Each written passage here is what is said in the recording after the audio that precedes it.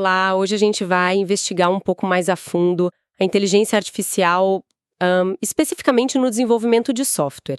Tem muito burburinho sobre isso, né? Mas olha, saiu uma pesquisa recente da McKinsey com quase 300 empresas e ela trouxe um dado bem intrigante. Parece que, enquanto muitos times veem sim algum benefício, tem um grupo bem pequeno, seleto, que está colhendo resultados muito, muito maiores. E não é pouco não, viu? A gente está falando de saltos de 16% até 30% em produtividade, sabe? E no tempo para lançar o produto. E ainda mais impressionante, 31% a 45% de melhoria na qualidade do software. Isso é, nossa, transformador. Então, fica a pergunta, o que esses pioneiros estão fazendo de diferente? Claramente não é só, comprar uma ferramenta de IA e pronto. Exato, não é mesmo. A chave, pelo que a pesquisa aponta, é uma reformulação mais profunda, sabe? Os líderes, eles se diferenciam por duas mudanças, assim, fundamentais, que são sustentadas por três práticas essenciais. Pensa só, quase 2/3 dos que têm melhor desempenho usam pelo menos 3 desses 5 elementos. E nos outros, só 10%. É uma diferença, assim, brutal. Entendi. Então, o segredo não está só na tecnologia em si, mas em como ela é usada, como é integrada e gerenciada. Quais são exatamente essas mudanças e essas práticas que fazem toda a diferença? A primeira grande mudança, eu imagino que tem a ver com a abrangência, né? Como a IA é implementada. Precisamente. Os líderes apostam forte em implementações que cobrem o ciclo de vida de desenvolvimento, de ponta a ponta, o PDLC. Ou seja, desde lá do design inicial, passando pela codificação, até os testes e a implantação final. Então não é só usar para uma coisinha aqui, outra ali. Não, não. Em vez de focar em casos de uso isolados, eles integram a IA no fluxo todo. Para ter uma ideia, eles são de 6 a 7 vezes mais propensos a escalar 4 ou mais casos de uso de IA de forma ampla. É outro nível. Entendi. E a segunda mudança? Essa impacta direto as pessoas, as funções dentro das equipes, certo? Corretíssimo. Essa é sobre criar o que a pesquisa chama de funções nativas de IA. Basicamente, a IA começa a assumir tarefas como refatoração de código, ajuda nos testes, e isso libera tempo, em média umas 6 horas por semana para cada desenvolvedor. 6 horas? Nossa, é bastante tempo. Sim, mas o mais importante talvez seja a evolução dos papéis. Os gerentes de produto, por exemplo, passam a dedicar mais tempo ao design estratégico, à prototipagem e também à questão do uso responsável da IA, que é super importante. Já os engenheiros, eles se tornam mais full stack, podemos dizer. Focam mais em arquitetura, em especificações bem claras e acabam atuando mais como orquestradores de agentes de IA, aqueles programas que executam tarefas de forma mais autônoma. Fascinante essa ideia de orquestração. Me lembrou aquele exemplo da startup Cursor que mencionaram.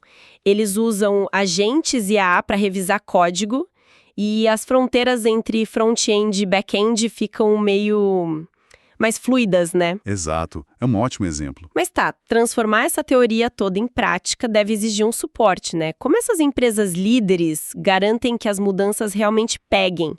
Quais são os facilitadores? São 3 pilares principais.